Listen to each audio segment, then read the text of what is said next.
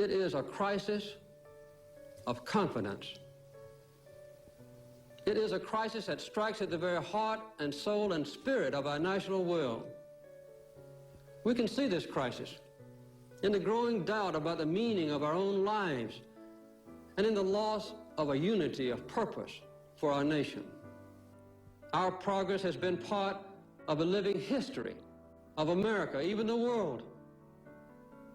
We always believed that we were part of a great movement of humanity itself called democracy, involved in the search for freedom.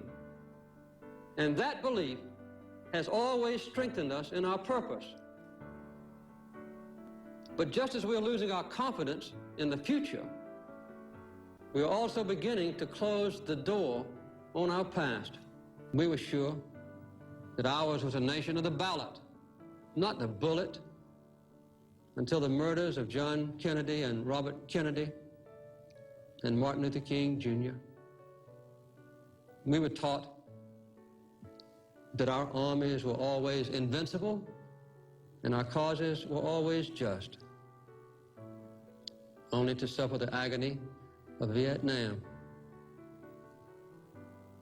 We respected the presidency as a place of honor until the shock of Watergate. These wounds are still very deep. They have never been healed. We ourselves are the same Americans who just 10 years ago put a man on the moon.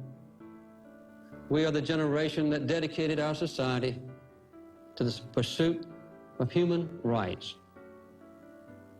and equality. All the lessons of our heritage, all the promises of our future point to another path, the path of common purpose and the restoration of American values. That path leads to true freedom for our nation and ourselves. Little by little, we can and we must rebuild our confidence. We can spend until we empty our treasuries, and we may summon all the wonders of science, but we can succeed only if we tap our greatest resources: America's people, America's values, and America's confidence.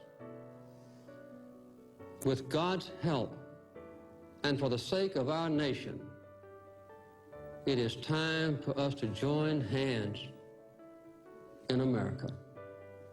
Let us commit ourselves together to a rebirth of the American spirit, working together with our common faith. We cannot fail. Thank you and good night.